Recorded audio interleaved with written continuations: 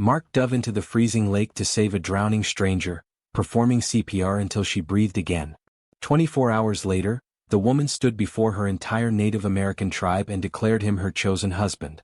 He had saved her life, now she was about to change his forever. Before watching full story, comment below from where you watching. Also like and subscribe for more stories. Mark Thompson had been camping alone with his 8-year-old son Jake for 3 days when everything changed. They had driven 6 hours from the city to reach the remote mountain lake, hoping to escape the memories that haunted their empty house back home. It had been 8 months since Jake's mother died in a car accident, and Mark was still struggling to figure out how to be both father and mother to his son. The camping trip was supposed to help them bond and heal together. "Dad, can we go fishing now?" Jake asked, bouncing excitedly by their small tent. Mark smiled at his son's enthusiasm. "Sure, buddy. Let me get the fishing gear." The lake was crystal clear and surrounded by tall pine trees. Mark had chosen this spot because it was peaceful and far from the crowded campgrounds closer to the city. They were the only people for miles around, or so he thought. As they walked toward the water's edge with their fishing poles, Mark heard something that made his blood run cold, a woman's scream coming from the lake. He looked out across the water and saw her about 50 yards from shore. A young woman with long dark hair was thrashing in the water, clearly in trouble. Her head kept disappearing under the surface. "Jake, stay here," Mark shouted, dropping his fishing pole and running toward the water. Without hesitation, Mark dove into the lake. The water was shockingly cold, but he swam as fast as he could toward the drowning woman. His military training from years ago kicked in, and he moved through the water with powerful strokes. When he reached her, the woman was barely conscious. Her eyes were wide with panic and she was fighting the water desperately. Mark could see she was exhausted and about to go under for good. "I've got you," he said firmly, wrapping his arm around her chest from behind. "Stop fighting and let me help you." The woman was too weak to struggle anymore. Mark began swimming back toward shore, pulling her with him. It was harder than he expected. She was completely limp, and the shore seemed impossibly far away. His lungs burned and his muscles ached, but Mark kept swimming. He thought about Jake watching from the shore and knew he couldn't give up. This woman's life depended on him. Finally, his feet touched the lake bottom.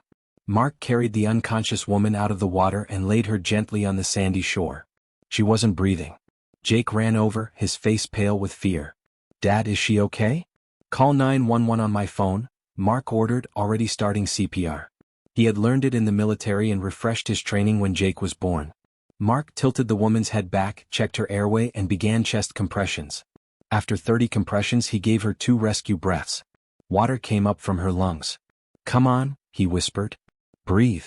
After what felt like hours but was probably only 2 minutes, the woman suddenly coughed up more water and gasped for air. Her eyes fluttered open and she looked up at Mark with confusion. "You're safe," Mark said gently. "I pulled you out of the lake. The ambulance is coming." The woman tried to sit up, but Mark kept her lying down. She had beautiful dark eyes and bronze skin, with intricate tattoos on her arms that looked like they might be tribal designs. "Thank you," she whispered in accented English. "You saved my life." "What's your name?" Mark asked, checking her pulse. It was getting stronger. "Ayana," she said softly. The ambulance arrived 20 minutes later, followed by park rangers.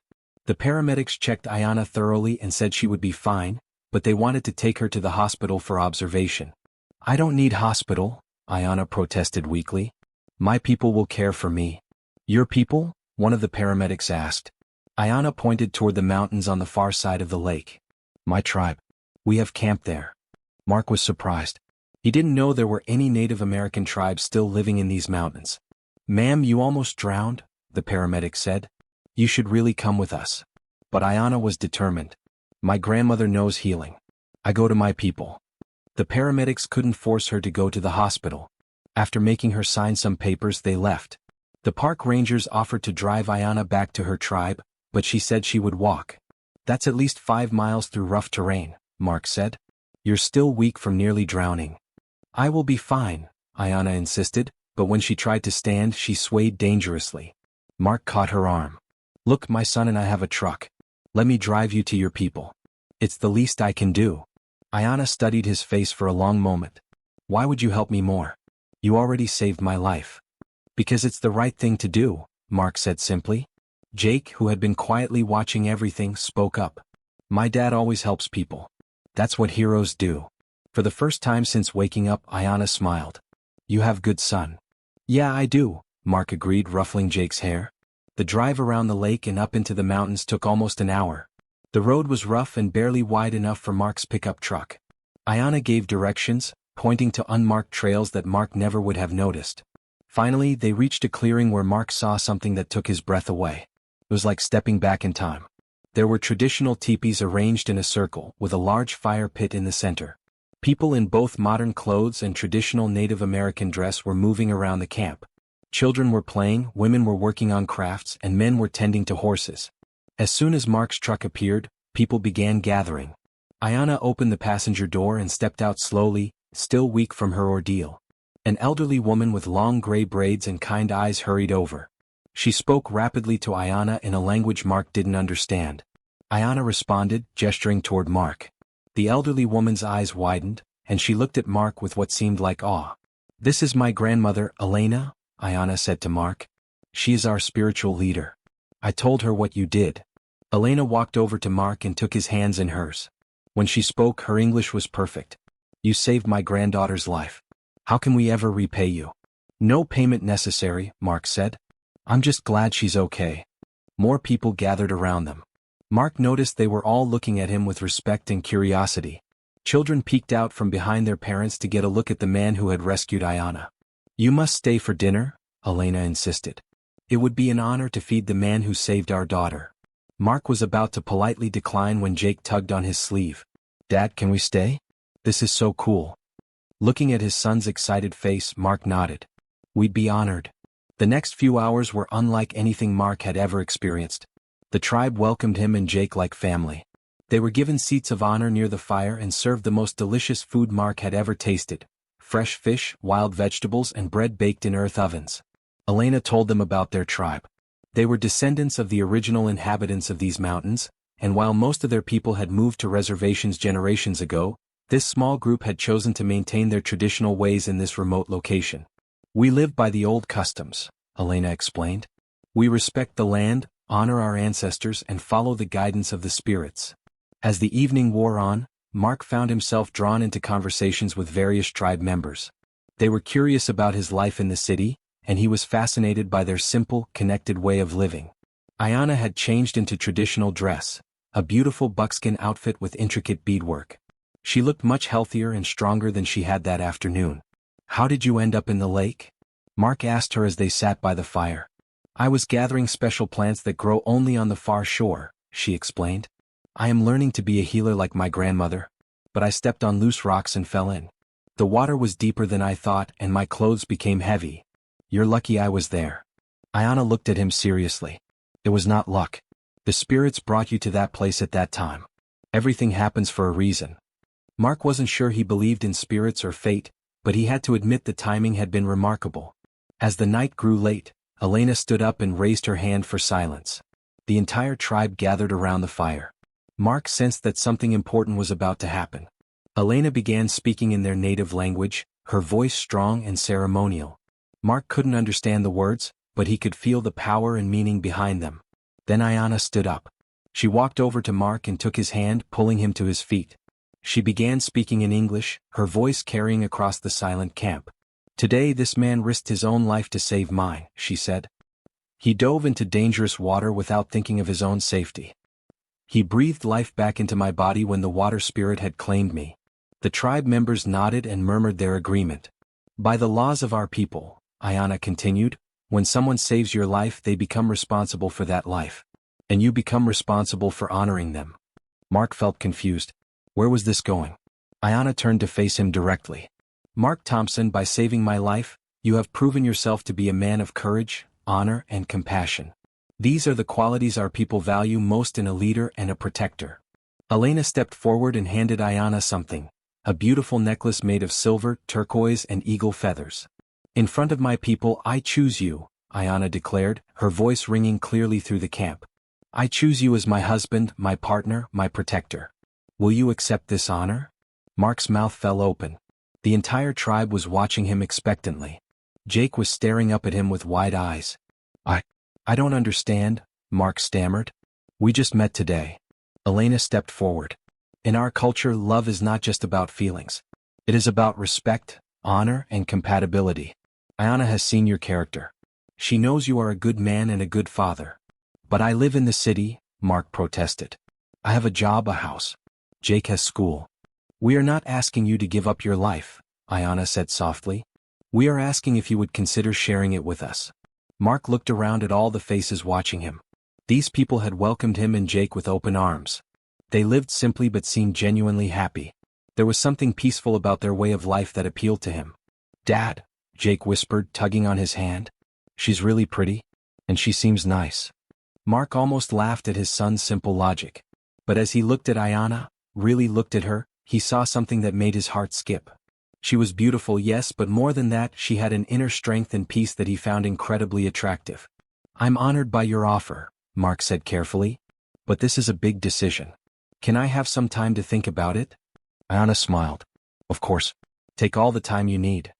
That night, Mark and Jake slept in a guest teepee. Mark lay awake for hours thinking about everything that had happened. His life in the city felt empty and lonely compared to the warmth and community he had experienced here. In the morning, Elena brought them breakfast and sat down to talk with Mark. You are troubled, she observed. It's just, this is all so sudden, Mark said. Yesterday I was a single dad going fishing with my son. Today I'm being offered marriage to a woman I barely know. Elena nodded wisely. Tell me about Jake's mother. Mark's throat tightened. She was wonderful. We were high school sweethearts, married for 10 years. She died in a car accident 8 months ago. Jake and I have been struggling ever since. You loved her very much. Yes. And you think loving someone else would dishonor her memory? Mark was quiet for a moment. Maybe. Elena patted his hand gently. Love is not a finite resource. The love you had for your wife will always be part of you. But that does not mean your heart cannot grow to love again. She gestured toward the camp, where children were playing and adults were going about their daily tasks. Ayana is 26 years old. She has never married because she has never found a man worthy of her respect. She is intelligent, kind, and strong. She would be a good mother to Jake and a good partner to you. But what kind of life would we have? I don't know anything about your culture. Culture can be learned, Elena said. Character cannot. You have good character, Mark Thompson. That is why my granddaughter chose you. That afternoon, Mark made his decision. He found Ayana by the lake, gathering plants for her healing studies. I've been thinking about what you said last night, he began. She looked up at him hopefully. And? I want to accept your offer, but I have conditions. Ayana stood up, brushing dirt from her hands. What conditions? I need to keep my job in the city at least for now. I'm an engineer and I support Jake and myself. But I could come here on weekends and during school breaks. That is acceptable. I want Jake to continue his regular school, but I'd like him to learn about your culture too. He would be welcomed as my own son. And I want to get to know you better before we make any permanent commitments. This arrangement, can it be like a long engagement? Ayana smiled. In our culture, when two people choose each other, they spend time learning to live together before the final ceremony. Yes, we can have a long engagement. Mark felt a weight lift from his shoulders. Then yes, I accept. That evening there was another ceremony. This time, Mark and Ayana exchanged the traditional necklaces. Elena blessed their union and declared them officially engaged according to tribal law. The celebration lasted until dawn. Mark had never felt so welcomed by a group of people. Jake was having the time of his life, playing with the tribal children and learning traditional games. Over the following months, Mark's life changed in ways he never could have imagined. He and Jake spent every weekend at the tribal camp. Mark learned about traditional healing, sustainable living, and Native American history and culture. Ayana came to the city several times to visit them. She was amazed by modern conveniences but also concerned about how disconnected city people seemed from nature and each other.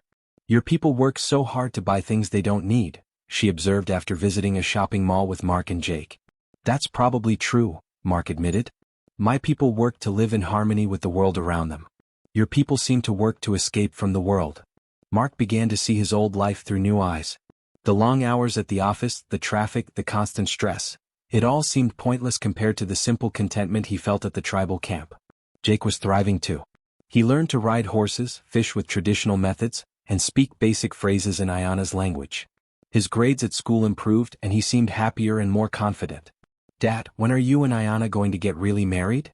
Jake asked one day as they drove to the camp for the weekend. I don't know, buddy. Why? Because I like her a lot. And I think Mom would have liked her too. Mark felt tears in his eyes. What makes you say that? Because Ayana takes care of people just like Mom did. And she makes you smile again. 6 months after their engagement, Mark made another life-changing decision. He quit his job in the city and started a consulting business that allowed him to work remotely. He and Jake moved to a house halfway between the city and the tribal camp, allowing them to be part of both worlds. The wedding ceremony took place 1 year after Mark had saved Ayana from drowning. It was a blend of Native American traditions and modern customs. Elena performed the tribal ceremony by the lake where they had first met, and a justice of the peace made it legally official. Jake walked Ayana down the aisle, proud to be giving his new mother away to his father.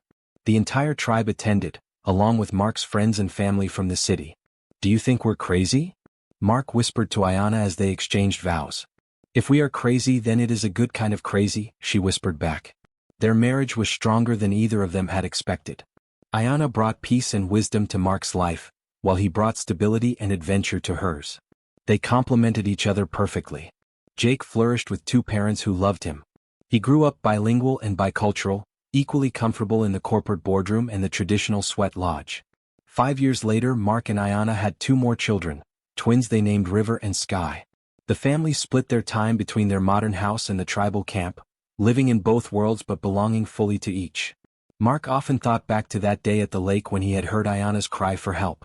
He had thought he was just saving a stranger's life, but really she had saved his. "You know what I learned from all this?" Mark told Jake one evening as they sat by the tribal fire, watching River and Sky play with the other children. "What, Dad?" "Sometimes the best things in life come from moments when you're not thinking about yourself at all. When you just do what's right because it's right." Jake, now a teenager, nodded seriously. "Like when you saved Ayana." "Exactly. I wasn't thinking about finding a wife or changing my life. I was just thinking about saving someone who needed help." Ayana joined them by the fire, settling down next to Mark with their twins in her lap. "What are you 2 talking about so seriously?" she asked. "Dad's telling me about the day you chose him as your husband," Jake said. Ayana laughed. "He makes it sound like I ambushed him." "You kind of did," Mark said, kissing her cheek. "But it was the best ambush of my life." Elena, now in her 80s but still sharp, overheard them talking. "Ayana did not choose Mark that day," she said with a mysterious smile. They all looked at her in confusion. "What do you mean, grandmother?" Ayana asked. "The spirits chose him," Elena said. "They sent him to the right place at the right time. They gave him the courage to dive into dangerous water. They gave him the skills to bring you back to life. And they gave him the wisdom to accept your proposal." She looked at Mark with twinkling eyes. "The spirits chose you for our daughter long before she ever fell into that lake. She just had the wisdom to recognize their choice." Mark wasn't sure he believed in spirits, but he couldn't argue with the results. His life had become richer and more meaningful than he ever could have imagined. The little family continued to grow and thrive. Mark's consulting business prospered, specializing in environmental engineering projects that helped bridge the gap between modern technology and traditional ecological wisdom. Ayana became a respected healer and teacher, sharing traditional medicine with both native and non-native communities. She opened a clinic that combined traditional healing methods with modern medical practices. Their children grew up understanding both worlds, the importance of progress and innovation, and the wisdom of living in harmony with nature. Years later, when people asked Mark how he had found such happiness, he always told the same story about the day he jumped into a lake to save a drowning woman. "I thought I was saving her life," he would say. "I had no idea she was about to save mine." The moral of their story spread throughout both the tribal community and Mark's old social circles. Sometimes the most important moment of your life comes when you're focused on helping someone else. Mark and Ayana's marriage became legendary in the tribe, proof that love could bridge any gap, cultural, racial, or circumstantial, when it was built on respect, honor, and genuine care for one another. And every year on the anniversary of their meeting, the whole family would return to the lake where it all began, grateful for the moment that changed everything and the courage to take a leap of faith into unknown waters.